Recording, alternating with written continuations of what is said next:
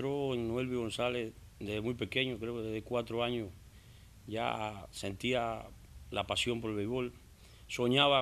Tenía grandes sueños con el béisbol, quería entrar en una escuela deportiva, quería ir donde veía a aquellos peloteros grandes, en mi casa principalmente cuando se ponía la pelota, mi papá amante de la pelota, mi familia principalmente, toda beisbolera. Ellos ponían el televisor aquel blanco y negro cuando vivía en Sagüetánamo y era lo más grande para mí. Y siempre quería darle un abrazo a aquellos peloteros, conocerlos, ir a los estadios y verlos, pero era muy difícil. Donde vivía era zona intrincada, en Sagüetánamo, en esa montaña, pero allí había un pedacito donde se jugaba pelota y ese era el centro. El niño de allí era el centro, era Noelvi, quien tenía los guantes, quien tenía las pelotas. Mis tíos me llenaban de esos materiales para jugar y todo el mundo me buscaba los fines de semana para que yo fuera el que decía las 2 novenas, quienes jugaban, los capitanes de equipo, me seleccionaban. Era buen fildeador cuando niño, no bateador, y siempre me seleccionaba para hacer el campo corto del equipo del barrio. Desde que nacimos lo estamos jugando en las 4 esquinas, en el campo o en la cima. Tenía siempre como guía cuando niño a Víctor Mesa. Era el ídolo mío en ese momento porque de la forma que jugaba, la energía que transmitía. Lo miraba cuando fildeaba y salía corriendo del center field, pasaba por el ley, la afición como lo llevaba y cómo él se ubicaba en los juegos de pelota. Llevaba una sillita, yo lo observaba, una sillita, se ponía cerca ahí del manager y miraba el juego, no perdía un minuto de su tiempo mirando eso. Otro ídolo que tenía era Antonio Pacheco. Lo miraba como una cosa sobrenatural, lo veía desde cuando se vestía, de la forma que vestía, la estética, su estilo de fildeo en el campo, ahí en la segunda base.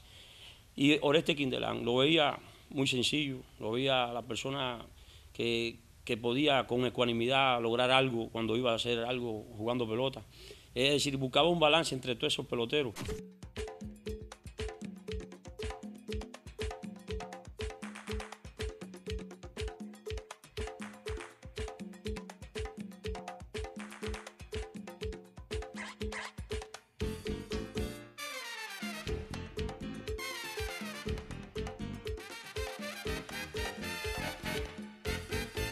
Cuando apenas tenía 12 años, la aplanadora santiaguera era digno de admirar. Aquellos peloteros, ellos solamente con mirarse creo que se dirigían ellos mismos, porque había mucho conocimiento del béisbol. Sabían qué hacer, en qué momento determinado, quién llegaba, quién no llegaba.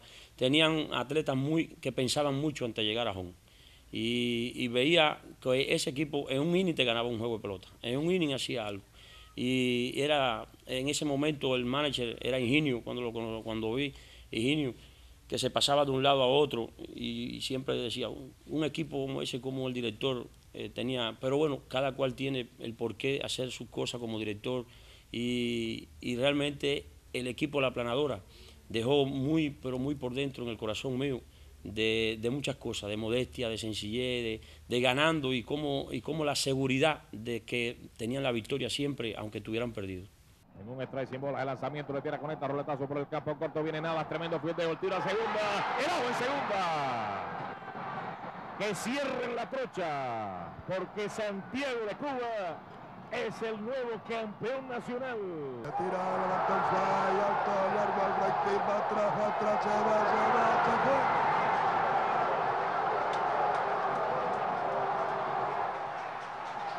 Bueno, cabe decir que se acabó el campeonato.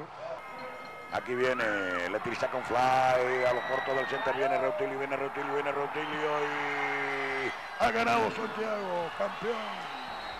Entro en el mundo de la dirección muy joven. Empiezo en la Liga de Desarrollo en el año 2003, cuando termino en el softball. Llevaba unos años con resultados en el softball femenino en la provincia. Y entro en el mundo ese de la Liga de Desarrollo. Me escogen para tener un trabajo de seguimiento después de Héctor Hernández, que era en ese momento el director del equipo. Y comienzo con ese campeonato donde obtuvimos el 4º lugar nacional. En ese momento discutimos con Granma, Lázaro Blanco era uno de los atletas que nos pichó el último día. Y empiezo a dirigir, pero empiezo a dirigir dentro del equipo Holguín. Cuando hago Serie Nacional en el 2001, estoy del lado mío está el coach de banca hoy, casualmente Eddie Suárez, y le digo, estoy dirigiendo el juego por dentro. A nosotros nos ponían funciones dentro del dogado y la función mía era coger señas, al contrario, conjuntamente con Eddie Suárez. Y de un momento a otro, dentro del pensamiento mío estaba en contradicción a lo que había pensado Héctor, que una jugada que hizo, y no dio resultado aquella, y dio resultado la que yo estaba pensando, y le digo a Eddie, a partir de hoy no juego más béisbol, voy a ser director de béisbol. Creo que he estado estudiando para eso y me voy a preparar. Y me dijo, no, ahora cuando mejor está, que es primera vez que hace Serie Nacional. Digo, sí, es que realmente me veo con posibilidad de eso, además quiero ser un entrenador como Héctor. Y me enfoqué en la cara de Héctor y lo miré y le cogí aquellos momentos, aquellos rasgos, aquellos gestos que hacía, el lenguaje corporal me transmitió que podía en un futuro ser director.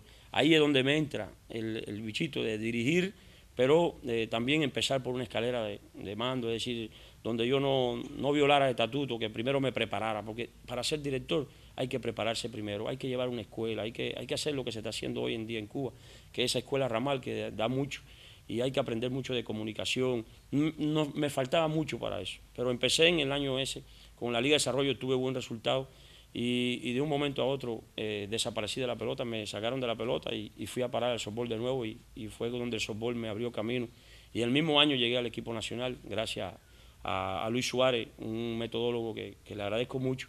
En ese momento era el director y me llevó para el equipo nacional y me enseñó mucho. Pero si se gana o pierde, siempre habrá una discusión. Que si el umpire o el director, si la jugada o el jugador.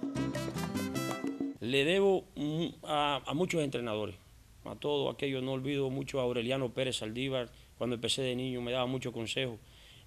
Aureliano Pérez me enseñó la modestia, me enseñó mucha humildad, un hermano, un padre. Otro entrenador que nunca voy a olvidar fue Harold Abella, me enseñó mucho la parte técnica alrededor de la segunda base, del short. Él todo día incesante de que la práctica era lo más importante y que el terreno era lo que me iba a dar. Héctor Hernández fue mi entrenador, fue mi director y fuimos compañeros de trabajo. Me enseñó la perseverancia, la ejemplaridad, ser ejemplo ante todo. Todos los días es incansable dándote consejos y fui su asesor. Fue quien realmente teníamos buena química, buena comunicación, e incluso jugadas que la planificaba yo y él me daba la confianza. Ese entrenador fue un paradigma para mí, es un paradigma en la actualidad porque me llama mucho, me aconseja. Tuve muchos directores que observé, no fue que tuve, sino que observaba. Siempre aprendo de todos, veo lo positivo de uno, cojo la energía de Víctor. Tuve la oportunidad de compartir con Roger Machado, amigo, me dio confianza. También hice el mismo trabajo de coach de banca con él. Y en este mundo de dirección nunca nadie lo sabe todo. Veía mucho, como decía anteriormente, a Ingenio cuando pasaba de un lado a otro en el dogado. Y yo a eso le atribuyo de que podía ser, para observar a los demás atletas, podía ser un estudio más interno de la parte del dogado. Leí mucho sobre Pineda, sobre lo que hacía Pineda, sobre Borges. Me preocupó porque la gente decía por el mago Servio Borges. Realmente no era mago, tenía un conocimiento de lo que hacía cuando dejó batear al Curro Pérez, pero el Curro Pérez era bateador también, es decir, que tenía justificación el por qué dejar un pitcher batear teniendo otros atletas capacitados en el banco. Es decir, que el dirigir es un arte, pero lleva un conocimiento, lleva una preparación ante todo. Y cuando usted hace una aglutinación de todo conocimiento, de todas esas personalidades que le he dicho, usted puede ser mejor como manager. Cada día va mejorando, va estudiándose. Creo que el día de ayer fue para mí una enseñanza. ¿Qué hice? ¿Qué dejé de hacer? Y eso lo aprendí también de Héctor. Cómo el día a día se analiza y qué análisis lleva para ser mejor como director. Bases llenas por segunda vez en el juego. Con 2 outs en el noveno inning. El lanzamiento ya viene. Lo tiró al tercer strike. Holguín se corona campeón nacional de béisbol ante más de 30.000 espectadores en una 41ª serie nacional que ha tenido un final brillantísimo con este gran juego de pelota que ha cerrado el campeonato. El 2002 para mí fue el año más triste y más feliz de mi vida. El 2002 yo estaba en el equipo que iba a ser campeón. es ver los toros de la barrera, porque ese mismo año, casualmente, yo integro el equipo nacional de softball como atleta. Ese año, a la misma vez, Héctor me dice, bueno, tiene dos opciones, o está aquí en el equipo nosotros o está en el softball, coincidía en el evento, y casualmente Holguín queda campeón. No era una utopía, realmente el béisbol en ese año se fue, el año de la Cinderela, le dicen en el mundo, el año de la Cenicienta. Ganaron en Estados Unidos, ganó un equipo que era inesperado, en Cuba ganó Holguín, pero creo que fue un campeonato donde se crecieron los hombres, donde cada día el equipo fue poniendo en práctica lo que practicó, porque fui testigo de eso. Se ponía en práctica eso, se puso en práctica la amistad, la ayuda entre compañeros, lo que de verdaderamente el concepto de equipo, que es que todo el mundo puede lograr algo cuando se une juntos, logran mayores dividendos. Ese equipo hizo eso, pero eso estaba cargado de muchas cosas, del apoyo de organizaciones, de apoyo de personas que estaban incluidas en el béisbol y que realmente no aportaban y ahí aportaron. Y creo que hoy en día el béisbol en Holguín está viviendo los mismos momentos que vivió en el 2002 la pelota. Estamos siendo apoyados por organismos, por el partido, por el gobierno, por muchas cosas, por los padrinos, por el pueblo principalmente, que es aquel anonimato que nosotros no decimos, pero es el jugador número 11, afortunadamente, que nos apoya mucho. Y creo que podemos estar en un momento que también se puede repetir una misma hazaña, porque eso hay que llamarle hazaña en el béisbol.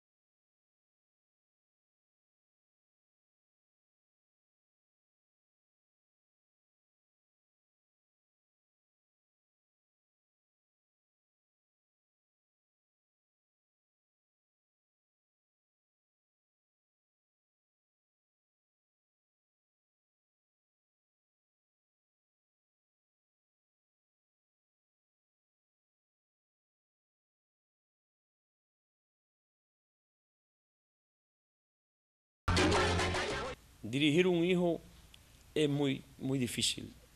Tú quieres que el hijo haga todo perfecto. Es difícil. E incluso se te olvida que eres entrenador y pasa a más que padre.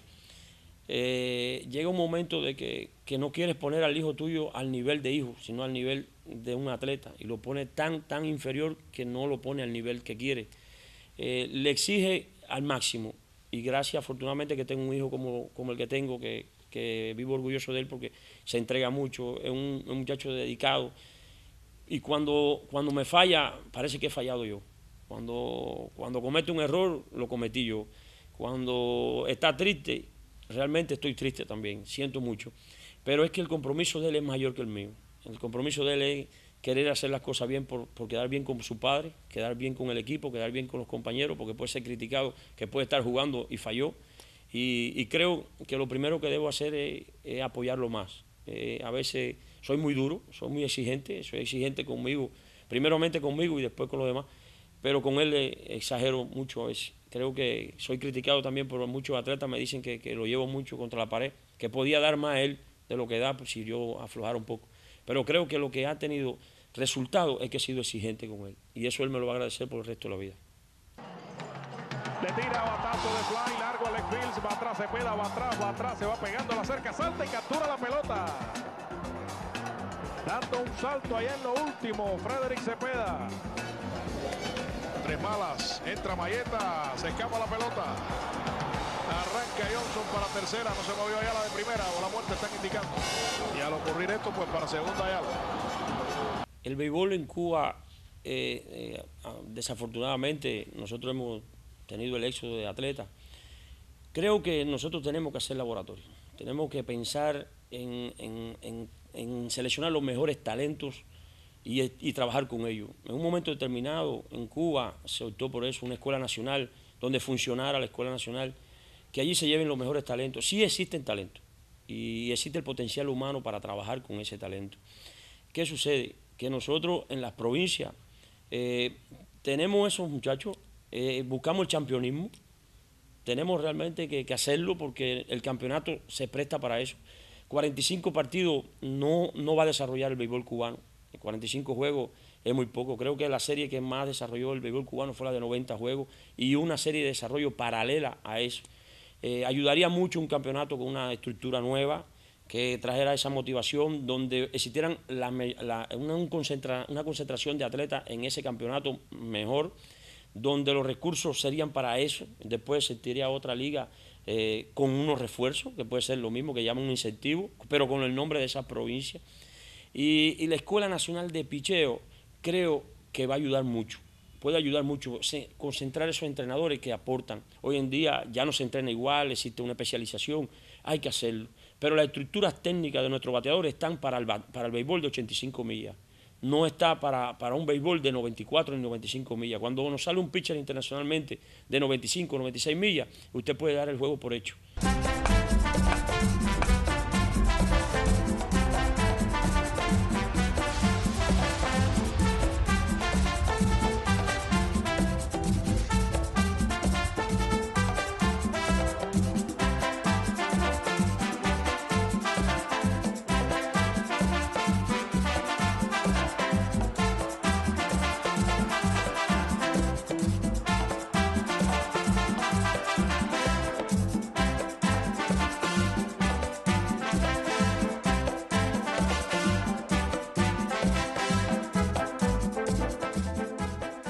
Nosotros no tenemos comando en Cuba, ningún pitcher tiene comando. El que me mencione un pitcher en Cuba que tenga algún comando, no existe, porque comando es algo específico, es dominar algo, un punto específico.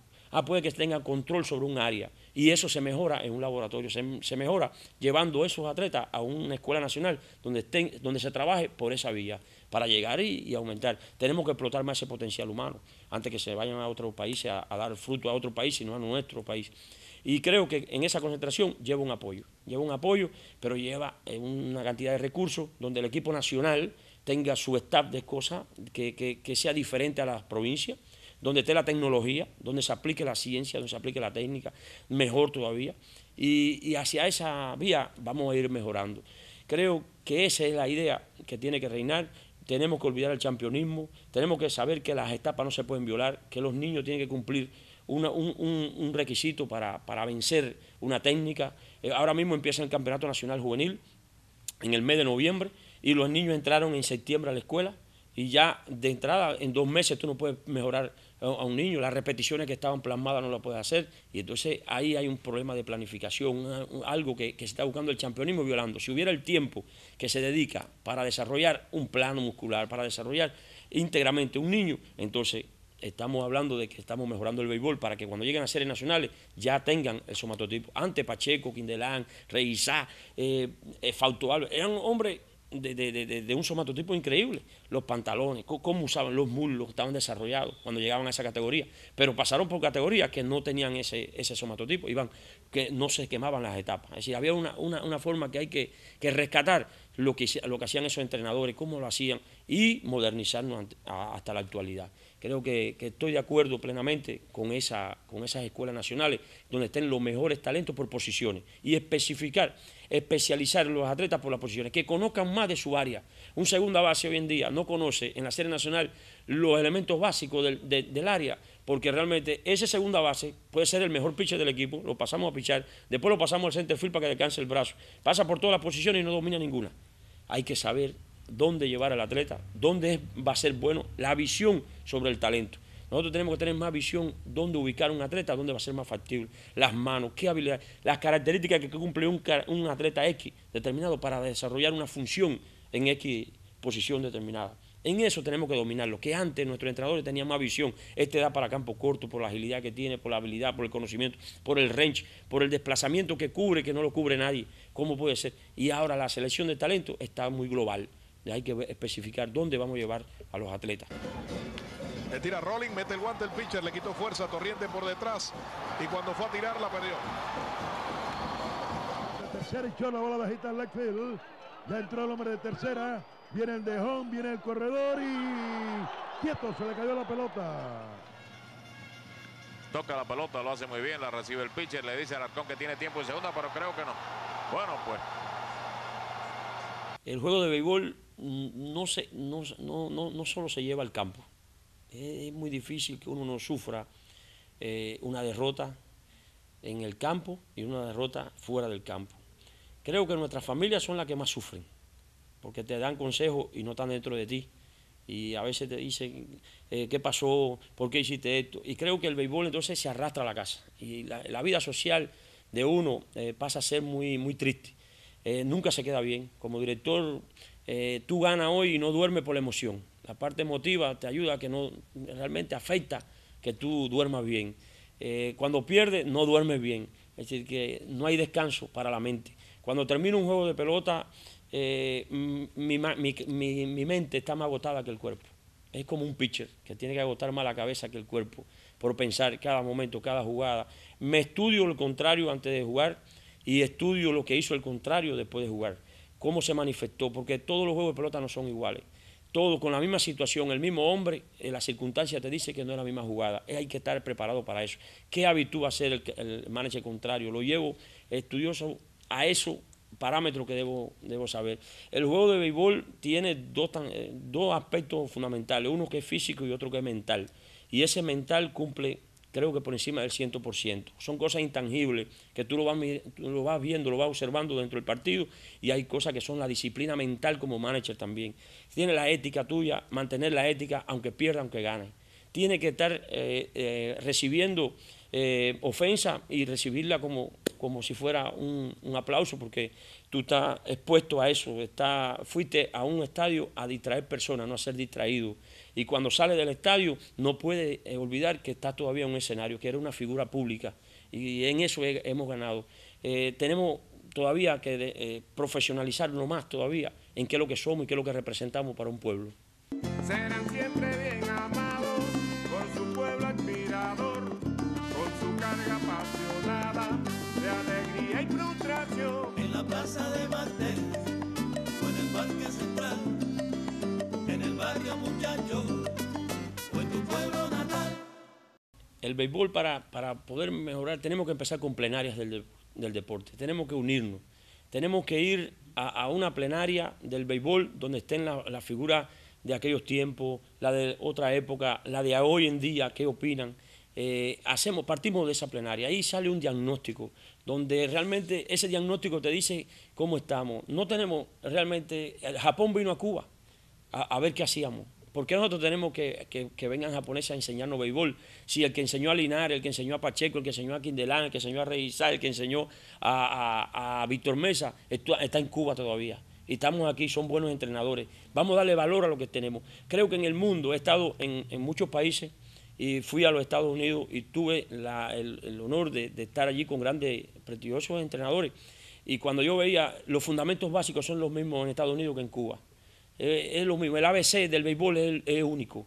Juan Ealo estaba fuera de época y es nuestro libro. Y con ese enseñaban esos entrenadores, con eso se superaban, con eso aprobaban. ¿Y por qué hoy en día tenemos que decir? No, lo que tenemos es la capacitación. Creo que existen clínicas a nivel internacional que podemos mandar entrenadores que se capaciten y los reciclen en Cuba, ¿por qué no? Pero hay que llevar a los mejores preparados, a quien esté preparado para eso, no es llevar por llevar a nadie. Creo que ese béisbol lo vamos a mejorar nosotros, pero la masividad tiene que aumentar, ya no se juega pelota como antes. En los barrios, en las escuelas, hacer intermurales. Antes quinto A con quinto B se jugaba. Creo que el béisbol puede ser una asignatura en nuestro país. En las escuelas, empezar con el béisbol. El ABC, ¿cómo se enseña? Se enseña teoría, se enseña eso. Pero mañana podemos jugar con pelota de tenis y campo. ¿Por qué no jugamos con trapo como antes? Porque en todos los edificios habían cuadritos. Y no hay hoy en día cuadritos en los edificios, en las casas, para jugar. Porque se ha perdido mucho, hemos perdido espacio. Hemos perdido eso y eso hay que rescatarlo, pero se rescata nosotros, no necesitamos. Es comprobado que los mismos conocimientos, lo que sí tenía que ser una autosuperación de un entrenador, no la superación, la autosuperación, preocuparte más por mejorar, por aprender, por enseñar toda metodología. En Cuba creo que es el lugar que mejor se enseña la metodología, la asignatura de metodología del entrenamiento deportivo. Y nosotros violamos eso, y lo vemos en entrenamiento de alto rendimiento, lo violamos. Los principios metodológicos, los principios pedagógicos del entrenamiento deportivo no se pueden violar. Es para todo el mundo. ¿Cuándo es que se enseña más? ¿Por qué en la serie nacional están los fundamentos básicos? Están como errores comunes en una serie nacional, porque los fundamentos básicos han sido violados en las etapas de chiquitas. ¿Por qué vienen otros enseñando el agarre del bate? Si eso es un fundamento básico, y el agarre del bate es lo primero, la selección del bate. de un bate, cómo se selecciona. Eso no tiene que venir a enseñárnoslo nadie de otro país para nosotros aplicarlo aquí. Eso está en el libro de Juan Galo, eso está en cualquier libro de ABC de nuestra pelota. Que lo que tenemos que hacer es superarnos y poner en práctica lo que realmente aprendemos en nuestras escuelas, lo que aprendemos de otros, que es importante. Eso va a mejorar el béisbol, esa masividad y poner en práctica el amor por el béisbol. A batazos se gana el